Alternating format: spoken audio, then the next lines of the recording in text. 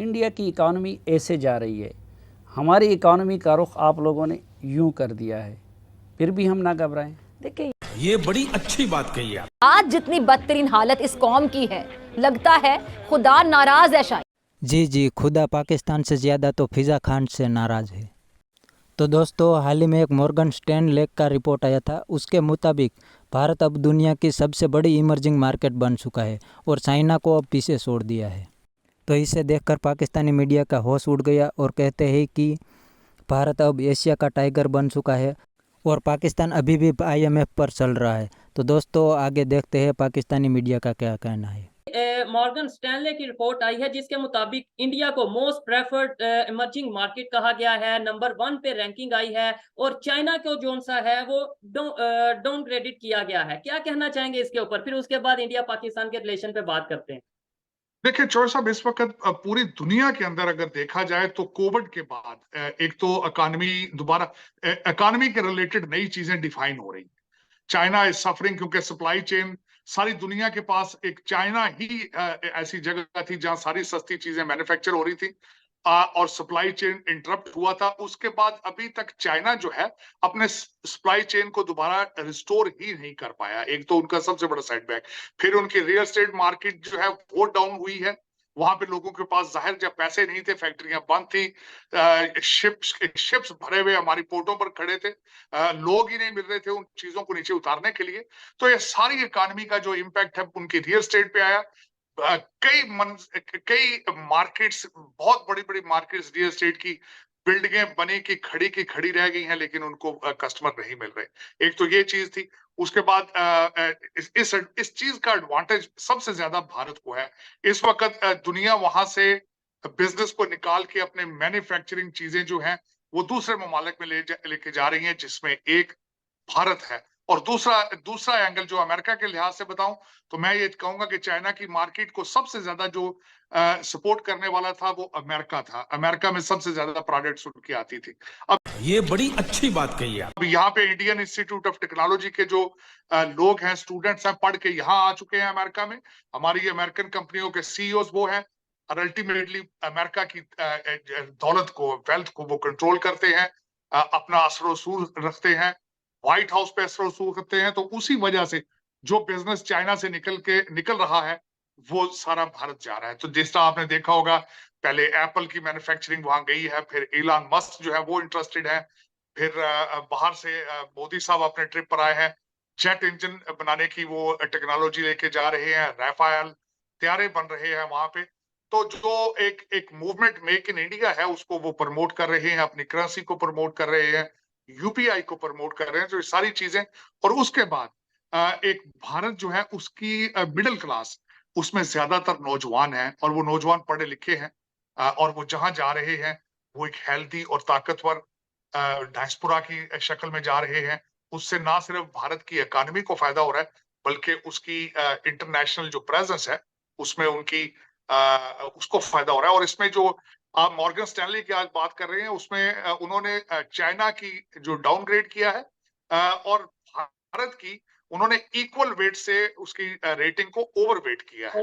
और उन्होंने macro indicators थे उनके लिहाज से उन्होंने बताया है कि इंडिया की जो ग्रोथ है वो 6.5% जाएगी और चाइना की ग्रोथ जो है 3.9% पे जाएगी। और मैं समझता हूं कि ना सिर्फ इसके साथ इसी कोविड के हवाले से और जिस तरह यूक्रेन जंग के बारे में या वेस्टर्न सिविलाइजेशन जो है वो अपना सारे अपने रिसोर्सेज को बर्न कर रहे हैं।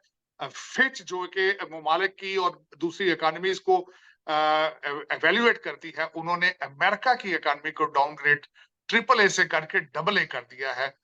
यहाँ पे उनको शाख था जिसकी वजह से अमेरिकन बॉन्ड्स जो है उनकी वैल्यू नीचे जाएगी, उनकी मांग में कमी आएगी। तो मैं समझता हूं कि इस वक्त इंडिया की economy, no question about it, पहले तो वो बर्तानिया की इकोनॉमी को क्रॉस कर चुके हैं पहले, यही मोदी जी के सेकंड टर्म में। अब मोदी साहब ने कहा है कि वो थर्ड टर्म अगर जीतेंगे तो वो जापान को क्रॉस करके भारत की इकोनॉमी को तीसरे नंबर पर ले आएंगे। तो मैं समझता हूं कि इसमें कोई शक नहीं है। जिस तरीके से इस वक्त अगर देखा जाए तो वो कनेक्टिविटी का एक प्रोग्राम जो उनका था कि वो अपनी पावर को बाहर बेचेंगे, तारें बिछाएंगे, पाइपलाइनें बिछाएंगे, फिर उसके बाद उन्होंने तेल की पाइपलाइन बिछाने का मंसूबा उनका सामने नजर आ रहा है। आपने देखा होगा कि इंफॉर्मेशन टेक्नोलॉजी में they almost have a monopoly over it. फिर फार्मास्यूटिकल उनकी इंडस्ट्री है। तो इसी तरीके से जहां ट्रेड करते हैं यूएई के साथ, उनका 100 बिलियन का टारगेट था, 85 बिलियन वो अचीव कर चुके हैं। तो देखा जाए तो इस वक्त जो कोविड की वजह से सारी दुनिया की इकोनॉमी स्लगिश है, उस सब का फायदा जो है भारत उठा रहा है।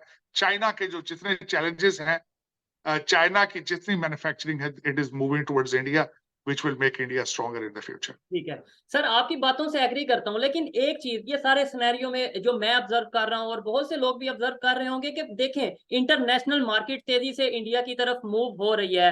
बड़ी बड़ी मल्टीनेशनल कंपनीज इंडिया की तरफ जा रही हैं, बिजनेस करना चाह रही हैं, एलॉन मस्क हो, एप्पल हो या जो भी कंपनी हो। लेकिन इंडिया अपनी पॉलिसीज के ऊपर तो कंप्रोमाइज बिल्कुल करता नहीं नजर आ रहा। वो ये कहते हैं एप्पल हो या एलॉन मस्क हो या कोई भी कंपनी हो, वो इंडिया में आएगी तो इंडिया की पॉलिसीज के मुताबिक काम करना पड़ेगा, चाहे वो ट्विटर हो चाहे कोई भी, मतलब किसी भी हवाले से अगर बात करें। ये बड़ा प्लस पॉइंट मुझे नजर आता है। शायद ये उनकी जो पॉलिसी है इसी वजह से आज यहाँ तक वो पहुंचे हैं। मैं बिल्कुल आपसे एग्री करूंगा कि इंडिया जब भी किसी से काम करता है तो अपने टर्म्स पर करता है। यहाँ पे जिस तरह देखा जाए, वो रशिया से तेल ले रहे हैं लेकिन अपनी टर्म्स पर ले रहे हैं। उसके साथ साथ उन्होंने अमेरिका के साथ उनका रिलेशनशिप है, वो भी अपनी टर्म्स पर है। अमेरिका ने उनको नेटो की मेंबरशिप ऑफर की थी, उन्होंने रिफ्यूज किया क्योंकि उन्होंने कहा था मैं सूट नहीं करती। तो मैं ये समझता हूं कि भारत की तरक्की का एक सीक्रेट भी यही है कि वो सेल्फ रिलायंस और अपने इन्हीं चीजों की वजह से आगे ग्रो कर रहे हैं। इसका सबसे बड़ा सीक्रेट नेशनलिज्म है। जब आप नेशनलिज्म होगा, आपको प्राइड होगी अपनी सिटीजनशिप पे, अपने मुल्क से आपको मोहब्बत होगी, तो चीजें तब आती हैं, तब इस तरह के फैसले किए जाते हैं। मैं छोटी सी एक मिसाल दूंगा।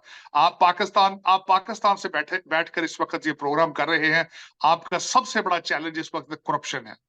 हर चीज में करप्शन है, सोचों की करप्शन है, पुलिस की करप्शन है, हर चीज की करप्शन है। लेकिन आपको बल्कि मैं चाहूंगा किसी वक्त आप इस पे प्रोग्राम करें कि भारत वाले पंजाब में उन्होंने आम पार्टी ने करप्शन को किस तरह रोका है, किस तरीके से मोदी साहब ने करप्शन। एक मैं यहाँ पे अर्ज करना चाहूंगा, करप्शन जो है वो इंसानी जिबिलत का हिस्सा है, it is part of the human instinct. लेकिन उस पर कुछ ना कुछ कंट्रोल होना चाहिए तरक्की करने के लिए। आपके मुल्क से इस वक्त भी प्राइवेट प्लेन्स जो है वो थैले लेके उड़ रहे हैं डॉलरों के, और आपकी एजेंसियों के मर्जी से उड़ रहे हैं। आपकी जो कुछ भी होता है पाकिस्तान में, उसमें सारे इदारे इन्वॉल्व होते हैं। एक इदारा अकेला करप्शन नहीं कर सकता। लेकिन वजह यह है कि आपको पाकिस्तान से मोहब्बत करना आपने शुरू ही नहीं की। पाकिस्तान से मोहब्बत करना बंद तो करते अगर शुरू की होती। पाकिस्तान आपने सिर्फ कागजों में बनाया था। अगर एक मिनट के लिए सोचें, आज 1947 को अगर सोचा जाए, जो लोग जलीलो ख्वार होकर पाकिस्तान में आए थे, अपनी माओ बहनों को रास्ते में मरवाते आए थे, हर चीज छोड़ के, क्या आपने जस्टिफाई किया है पाकिस्तान को बनाने का?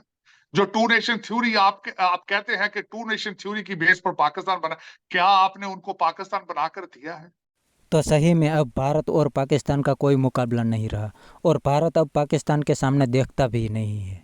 तो दोस्तों आज के लिए इतना ही, मिलते हैं नेक्स्ट वीडियो में। अगर आपको वीडियो पसंद आया तो वीडियो को लाइक शेयर कीजिए और चैनल को सब्सक्राइब कर दीजिए। Thank you.